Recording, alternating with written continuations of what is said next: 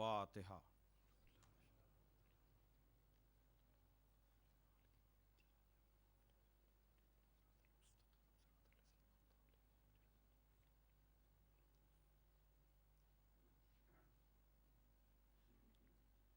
اعوذ باللہ من الشیطان اللعین الرجیم، بسم اللہ الرحمن الرحیم، الحمد للہ الذی ہدانا لہذا وما كنا لنهتدی لولا ان ہدانا اللہ، لقد جاءت رسل ربنا بالحق الصلاۃ والسلام علی محبوب رب المغربین والمشرقین جد الحسن والحسین ابی القاسم محمد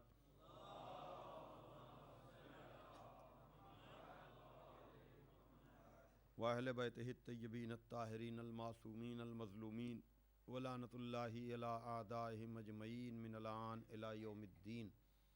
اما بعد فقد قال علی علیہ السلام لا یقاس بآل محمد صلی اللہ علیہ وآلہ من هذه الامة احد ہم اساس الدین و عماد الیقین۔ صلوات بھیجیں محمد۔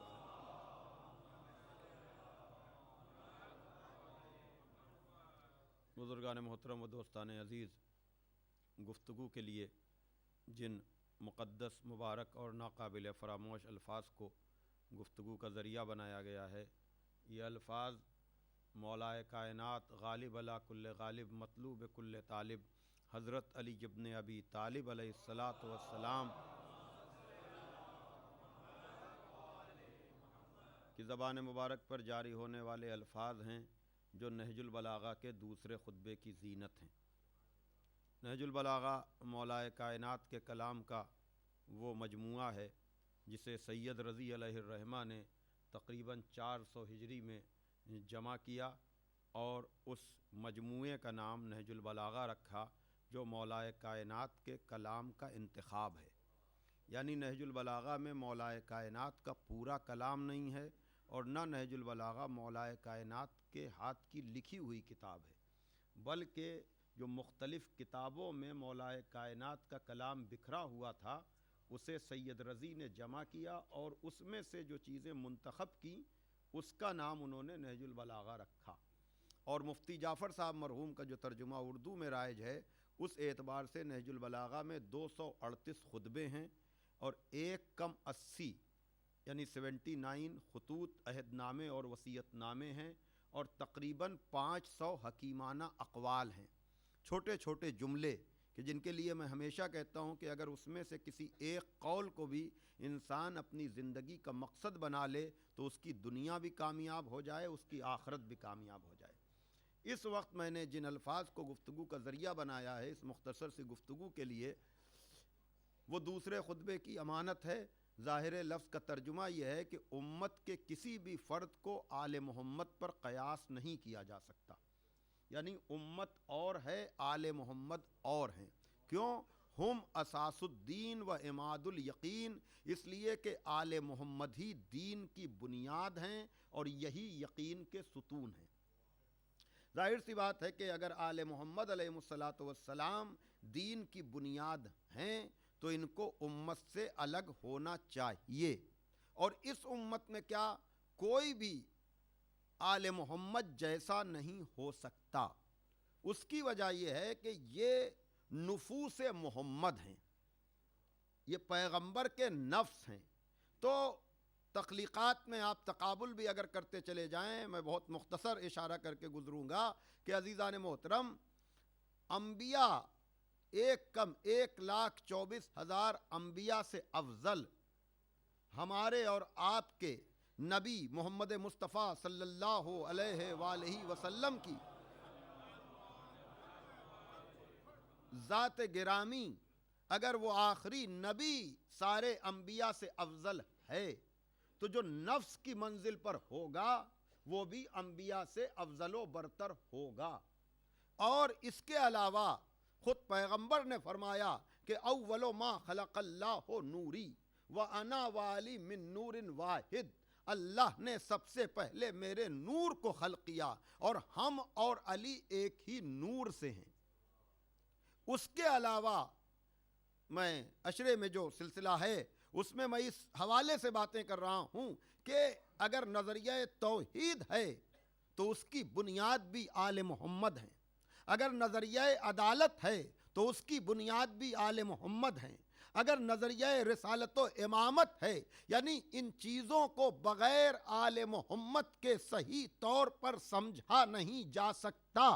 اور اس کی سب سے بڑی دلیل یہ ہے کہ جب نصارہ کو خداوند عالم کی توحید کے سلسلے میں کچھ پس و پیش ہوا تو پروردگار عالم نے کہہ دیا کہ میرے حبیب اگر یہ علم کے آ جانے کے بعد نہیں مانتے ہیں تو ان سے کہہ دو کہ تم اپنے بیٹوں کو لاؤ، ہم اپنے بیٹوں کو لائیں، تم اپنی عورتوں کو لاؤ، ہم اپنی عورتوں کو لائیں، تم اپنے نفسوں کو لاؤ، ہم اپنے نفسوں کو لائیں۔ یعنی آج کی بات نہیں ہے، جب دور پیغمبر میں بھی نظریہ توحید کو ضرورت پڑی تو خداوند عالم کے حکم سے مباہلے کے میدان میں انہی 4 تن کو پیغمبر نے لے جا کر بتا دیا کہ اب قیامت تک لوگوں کو اگر اپنا نظریہ توحید درست کرنا ہے تو انہیں در آل محمد پر آنا پڑے گا۔ صلوات بھیجے محمد و آل محمد پر۔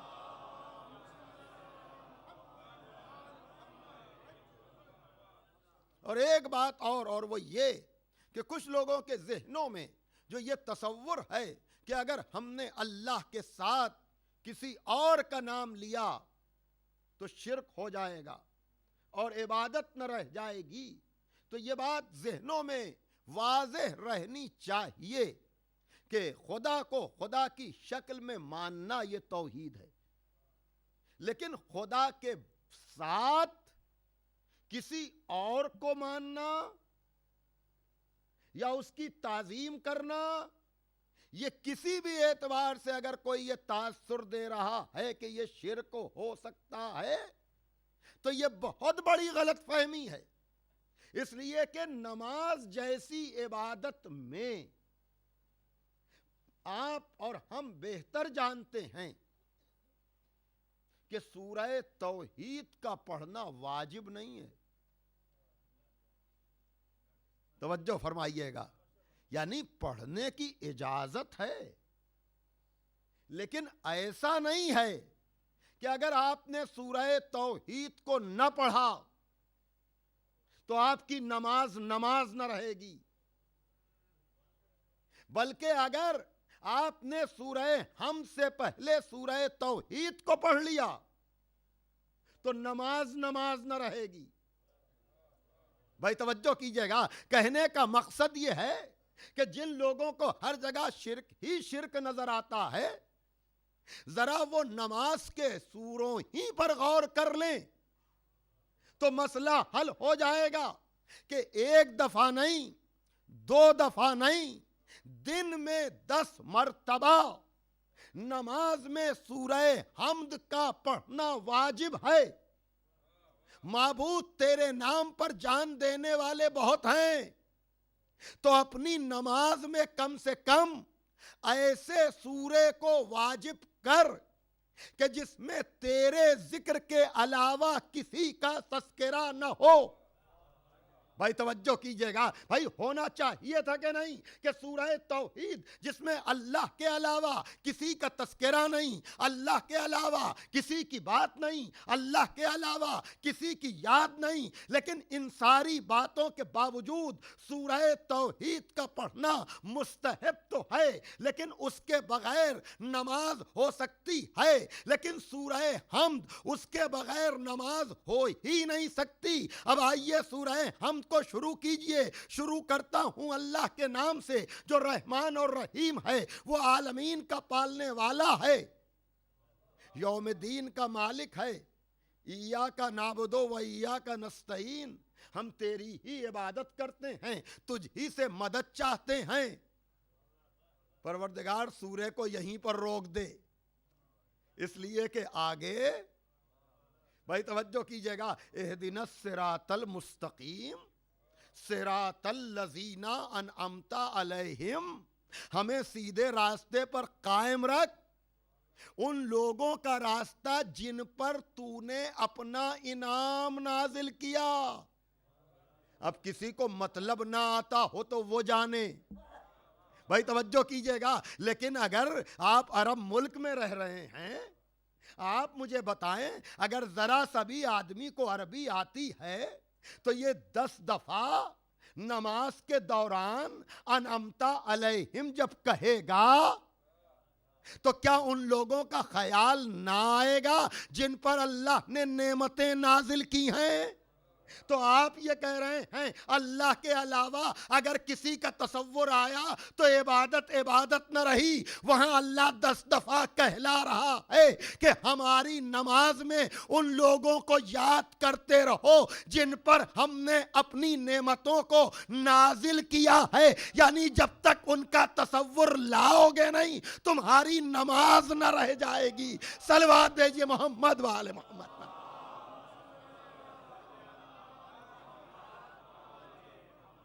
بآواز بلند نعرہ صلوات بھیجئے.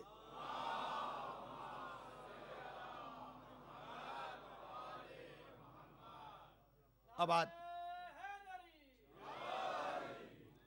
انعمتا علیہم میں آدمی کس کس کو لاتا ہے؟ لیکن الیوم اکملت لکم دینکم بھی حدیث نہیں ہے، آیت ہے. اتممت علیکم نعمتی، اللہ اکبر، جن پر نعمتیں تمام ہو جائیں کیا وہ انعمتا علیہم کا مصداق نہ ہوں گے؟ بھائی توجہ کر رہے ہیں؟ آیت کو آیت سے بھی اگر آپ ملائیے تو کہنے کا مقصد یہ ہے کہ چاہے نظریہ توحید ہو، چاہے کوئی عبادت ہو، بلکہ یہاں تک عزیزان محترم کہ آپ اگر دیکھیں تو ہماری ہر عبادت میں یہ چونکہ کچھ لوگ اللہ کے نام پر ایسا پروپیگنڈا کرتے ہیں کہ صرف اللہ ہی اللہ ہونا چاہیے، اور کسی کا نام آتے ہی ان کو عجب طرح کی الجھن ہونے لگتی ہے. لیکن آپ قرآن کی آیتوں کا کیا کریں گے؟ پیغمبر کی حدیثوں کا کیا کریں گے؟ اگر اتنی ہی الجھن ہے کسی اور سے تو اللہ سب پر ڈائریکٹ قرآن نازل کرتا. بھائی توجہ کیجئے گا، بیچ میں کوئی ہوتا ہی نہ. لیکن حقیقت یہی ہے کہ اس در پر آئے بغیر تمہیں کچھ ملے گا نہیں. اور اپنوں کو بھی سمجھ لینا چاہیے کہ شب قدر جیسی عبادت میں بھی، عبادت کی رات میں بھی زیارت حسین جزو اعمال شب قدر ہے. توجہ کیجئے گا، بتا دیا کہ ہوش میں رہنا، آل محمد کو چھوڑ کر ہم تک آنے کی کوشش نہ کرنا. توجہ کیجئے گا، ورنہ تمہاری عبادتیں تمہارے منہ پر مار دی جائیں گی، تمہاری عبادتیں قبول نہ ہوں گی. اور پھر کیوں نہ ہو؟ اس لیے کہ پورا فلسفہ حیات اگر ہمیں کسی در سے ملتا ہے تو وہ صرف اور صرف در آل محمد علیہ الصلاۃ والسلام ہے. صلوات پڑھ دیں محمد وآل محمد پر.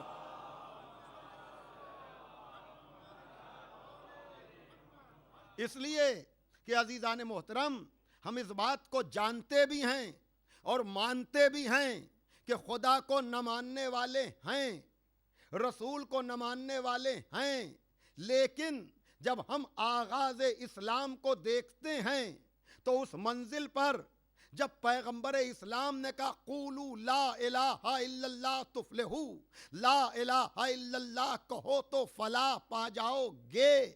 لیکن وہی بات جو جیسا ہوتا ہے ویسا ہی دوسروں کو سمجھتا ہے. اسی لیے ہمارے لیے حکم یہ ہے کہ اللہ ان ساری صفتوں سے منزہ ہے، سبحان اللہ ہے اما یصفون. اللہ ان صفتوں سے منزہ ہے جن صفتوں سے تم اس کو متصف کرتے ہو. یعنی اللہ کا ماننا کافی نہیں ہے، جیسا اللہ ہے اگر ویسا نہ مانا جائے تو خدا ایسی عبادت، ایسی تعریف کو قبول نہیں کرتا. تو جب پیغمبر نے کہا اللہ ایک ہے تو کفار نے یہ سوچا کہ جیسا ہمارا خدا، جیسے ہمارے خدا ہیں ویسا ہی محمد کا خدا ہوگا. بھائی توجہ کیجئے گا، تو اسی خیال میں یہ محمد کے خدا کو مارنے چلے، اور جب کہا کہ ہے کہاں وہ، تو نبی نے کہا ہمارا خدا جسم و جسمانیات سے مبرہ ہے۔ توجہ کیجئے گا، تو انہوں نے کہا یہ تو بڑی مشکل ہے کہ جس خدا کو محمد ہمارے خداؤں کے مقابلے پر پیش کر رہے ہیں اس سے تو ہم مل ہی نہیں سکتے، تو اسے ماریں گے کیا؟ تو دشمنی تھی اس ایک خدا سے،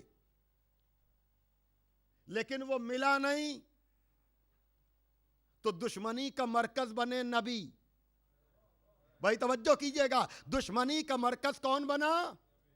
ہے معاملہ خدا ہی کا، توجہ کیجئے گا، لیکن خدا ملا نہیں، تو اب یہ دشمنی نکالنے کے لیے آئے نبی سے، توجہ کیجئے گا، اور جب نبی کو مارنے کا پلان بنایا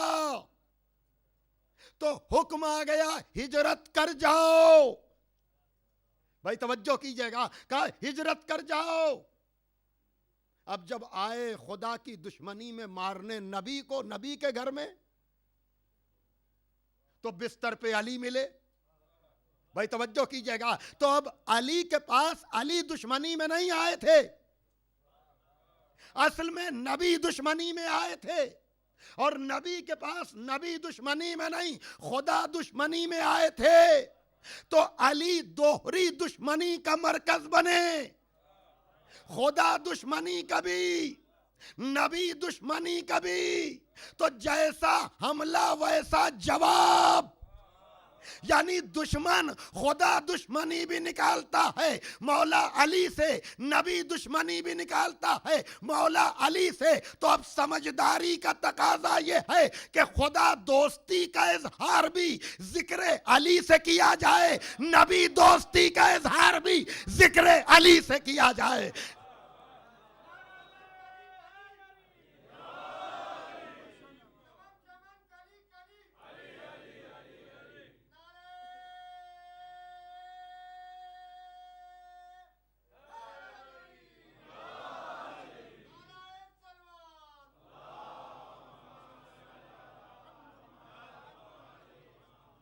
اب وقت تو ہے نہیں کہ میں فضائل علی پڑھ سکوں، اس لیے کہ اس کے لیے تو بہرحال چلیے ایک میر انیس کا بند سنیے آپ، اور اسی پر میں جو ہوں پھر بات کو تمام کروں کہ دیکھیے خدا تو لامحدود ہے،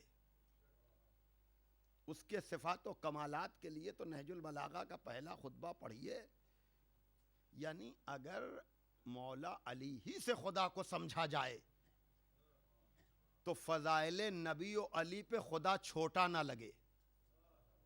بھائی توجہ کیجئے گا، اصل میں تصور خدا ہی اتنا محدود ہے، توجہ کیجئے گا کہ ہر فضیلت جو ہے، لیکن اگر نہج البلاغہ سے خدا کو پڑھ کر پھر فضائل سنے جائیں تب بنیاد بھی سمجھ میں آ جائے گی، اور آل محمد کی عظمت بھی سمجھ میں آ جائے گی۔ آیت اللہ خمینی علیہ الرحمہ کا یہ جملہ ہے، اور یوٹیوب پر بھی شاید یہ کلپ موجود ہے، کہ میں علی کے باب میں کچھ کہنے سے قاصر ہوں، اس لیے کہ جو جملہ صفات الہی کا مظہر ہو اس کے بارے میں ہم کہیں کیا۔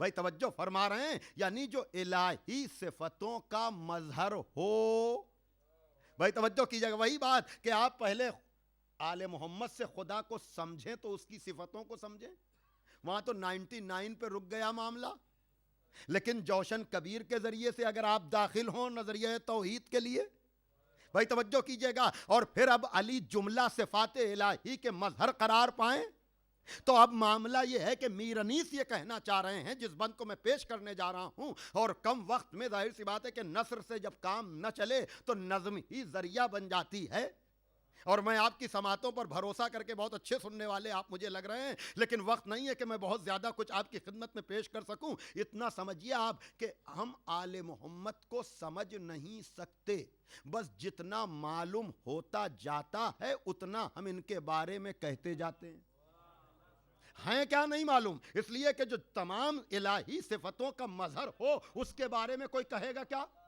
بھائی توجہ فرما رہے ہیں، مجبوری کیا ہے، مجبوری کیا ہے، اور پھر یہاں پر میر انیس نے کہا کہ معاملہ یہ کہ جتنا پتہ چلتا ہے اتنا کہتے ہیں۔ وہ کیا کہتے ہیں کہ بینا ہوئی جو آنکھ تو نور خدا کہا، بینا ہوئی جو آنکھ تو نور خدا کہا، عقدہ کھلا تو عقل نے مشکل کشا کہا۔ بینا ہوئی جو آنکھ تو نور خدا کہا، عقدہ کھلا تو عقل نے مشکل کشا کہا، مطلب ہوا حصول تو حاجت روا کہا، مطلب ہوا حصول تو حاجت روا کہا، پایا در مراد تو بحر سخا کہا، پایا در مراد تو بحر سخا کہا، ہم خوش ہوئے کہ مدح کے دریا بہا دیے، ہم خوش ہوئے کہ مدح کے دریا بہا دیے، کیا بڑھ گیا جو بحر میں قطرے ملا دیے۔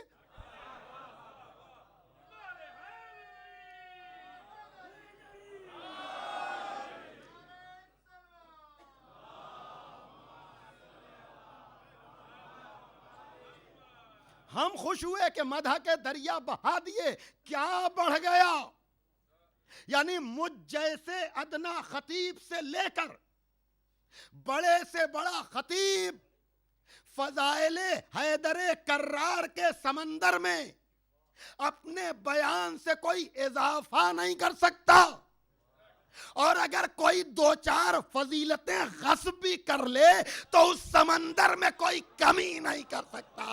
صلوات بھیجئے محمد و آل محمد پر۔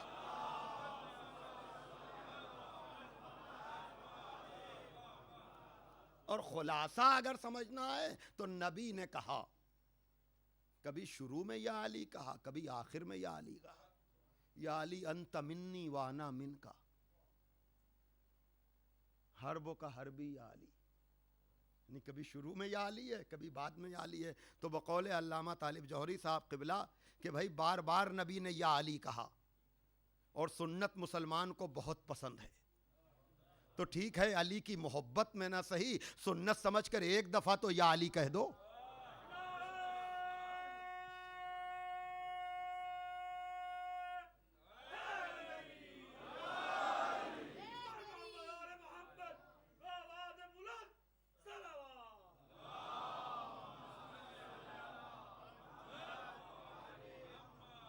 بس میں آپ سے بہت قریب ہو گیا، ایک جملے میں رب دے دوں گا، اور وہ یہ کہ عزیزان محترم، کیا پیغمبر نے نہیں کہا کہ جسے آدم کا علم، نوح کا تقوی، ابراہیم کی خلت، موسیٰ کی ہیبت، عیسیٰ کا زہد ایک جگہ دیکھنا ہو؟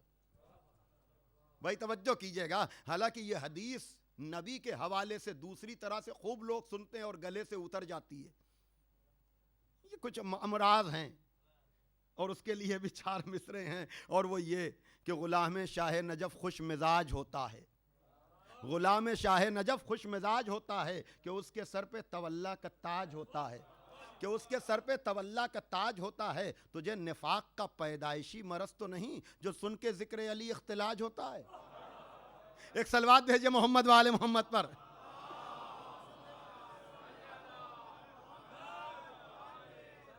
بھئی یہ حدیث تھوڑا سا دقت پیدا کرتی ہے، لیکن نبی کے حوالے سے جب کہا جاتا ہے کہ جبین نور پہ پسینہ آیا، نبی نے چھڑکا تو ایک ایک قطرے سے نبی بنے، بہت جھوم جھوم کر یہ حدیث پڑھی جاتی ہے، توجہ فرمائیے گا۔ اور پھر جب نور کے 2 جز ہیں تو جو اس کا اثر وہی تو اس کا اثر ہوگا۔ اب اگر میں اس روشنی میں یہ کہہ دوں کہ علی کی صفتیں بکھری تو نبی بنے، اور نبیوں کی صفتیں سمٹی تو ایک علی بنا، توجہ کیجئے گا۔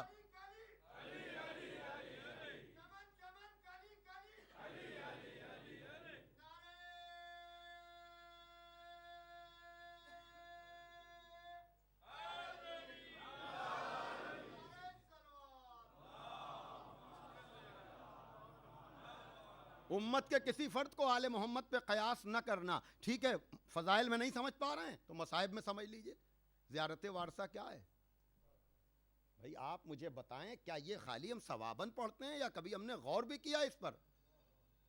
یہ علی کے بیٹے کو جو ہم سلام کرتے ہیں، اے آدم کے وارث تجھ پہ میرا سلام، اے نوح کے وارث تجھ پہ میرا سلام، اے موسیٰ کے وارث تجھ پہ میرا سلام، اے عیسیٰ کے وارث تجھ پہ میرا سلام، تو باپ کو دیکھیے تو فضیلتوں کا مرکز ہے، بیٹے کو دیکھیے تو وراثتوں کا مرکز ہے۔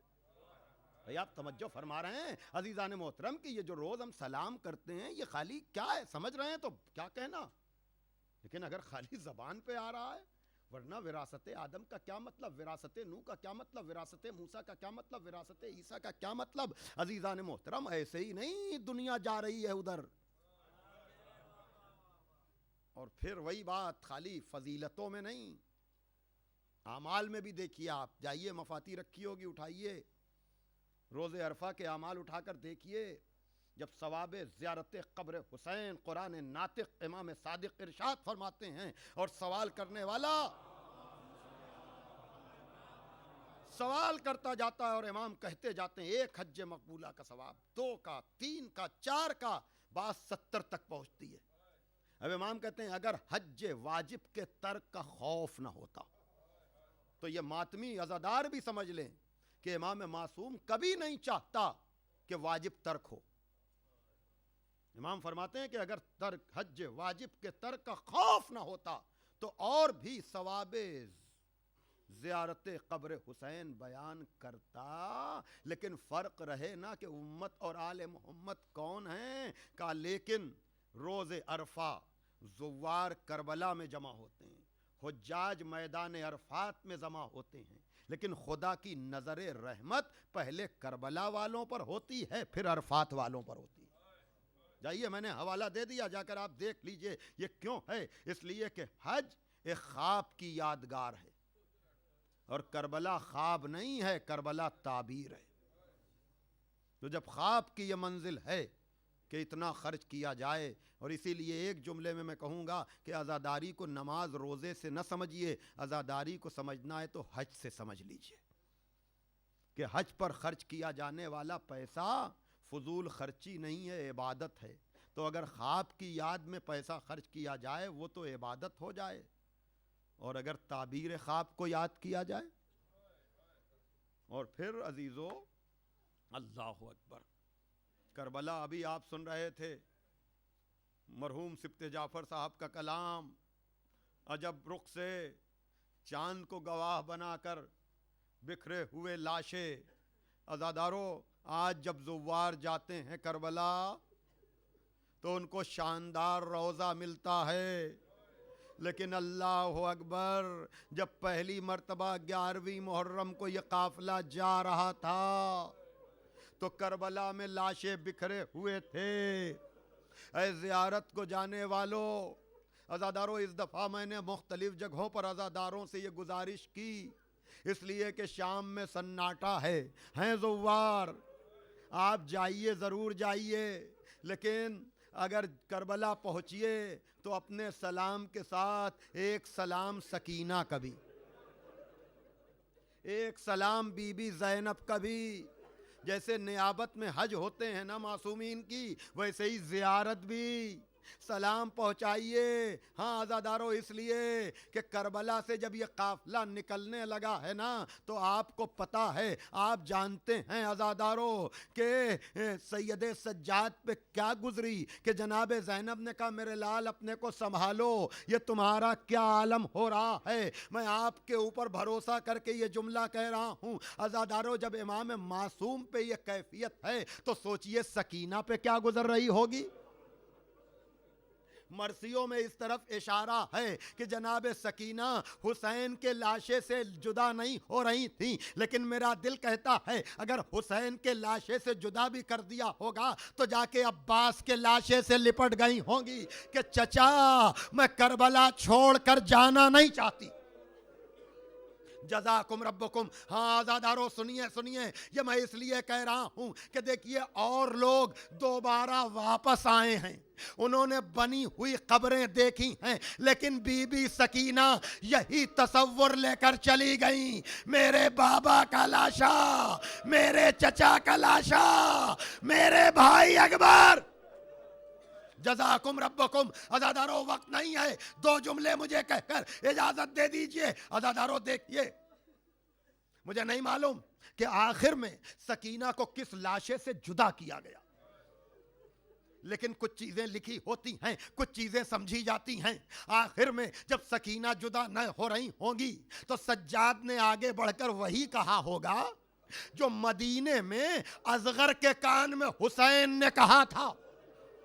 عجب رخ ہے مصائب کا، بھائی یہی تو کہا تھا نا کہ اصغر اگر تم کربلا نہ چلو گے تو کربلا مکمل نہ ہوگی۔ سجاد نے بھی کہا ہوگا میری بہن سکینہ اگر تم سفر پہ نہ چلو گی تو شام کا سفر مکمل نہ ہوگا۔